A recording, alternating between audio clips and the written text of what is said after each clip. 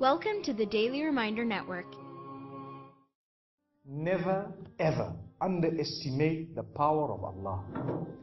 You know, there was a sheikh who mentioned this in Saudi Arabia, and there was a doctor that visited him from Pakistan and told him a story that happened to him. So he says, what happened to me? He says, the doctor who's speaking is a top neurologist, one of the top doctors in Pakistan, or, you know, a very, very good doctor, very hard to meet. It's said that perhaps you would have to wait months on end before you can get an appointment to see him. So what happened is, he says, I was flying from one city to another, a very busy man, flying quite often within the country and perhaps even outside. And he says, suddenly the clouds built up. Huge clouds, and the lightning started striking, and it started pouring, and there was lots of turbulence, and one of the engines was struck, and it was damaged. So we had to land. And so what happened is, the landing was at a nearby little airport or a little strip and so on. And when they landed there, it was a remote area. How are you going to repair this aircraft? A few people who were on it, it was a small plane, they were, quite surprised because they landed in such a remote place. No one's there to repair it. They would have to wait, definitely. So the doctor asks the captain or the pilot that, you know what, how long are you going to be? He says, no, we're going to be quite long. Well, I need to get to that area. Look, he says, it's just a 3-hour drive by vehicle. So why don't you just go by road? And you know, you can go there and get there. He says, okay, good idea, because this is going to take long. So he decides to go on one of the tri-shows, you know, in Pakistan, one of the areas, wherever it was, and he jumped in. And as they started progressing, the clouds built again. And the lightning was striking, and the rain started pouring. And it was pouring so much that their vehicle could not move much more because of the mud and because of everything else. And so it was quite an open area with a bit of farmland. And after a while they realized, look, we're not getting anywhere. There's a little house here. Why don't we just go there? We can read our salah. Perhaps we can, see, have a bit of a meal or whatever else. And they decided to knock the door.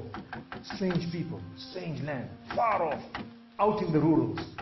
And so he knocks the door, and he's got his little bag and everything, and he walks in. An old lady happened to answer the door after a while, and they spoke to her saying, look, this is what has happened, and we're going from so-and-so to so-and-so, and we just want a place, we want to read salah and so on. And she said, no problem, you can come in. She had a little musalla, a little sajjada, and she had a little baby on the side, or not a baby, but a child. And the child, every little while, she's actually checking on the child, and she's sitting on that musalla, making dua and reading her own salah. These people fulfilled their salah, did whatever they had to, and when they were about to leave, they spoke to the old lady saying, thank you very much, jazakumullah khair, and so on, and we're going, what's happening to this child, So the woman says, look, the child is an orphan, and the child is unwell, not well at all, very sick, and we've been to all the doctors around. And subhanallah, I'm the grandmother of this child. The doctors have told us that there is only one specialist around who can help this child. And we tried to make an appointment, but they asked us to come 6 months later. And it's far away. I've been making dua to Allah ever since that day. Ya Allah, make it easy for us. Child is sick. Make it easy for us, Ya Allah. So the man says, what's the name of that specialist? So the granny says, it's Dr. Ishan. Immediately this doctor burst into tears. Straight away, he burst into tears. Why are you crying? Your dua has just been accepted. For your dua, the thunder came, the lightning came, the engine struck, we came down, we came on the road, the rain came again and stopped us and so on. And do you know what? The rain only stopped after the question was asked. Now it happened. And now the woman starts crying. SubhanAllah. And the doctor himself is telling the story, saying, that was me. It happened to me, he says.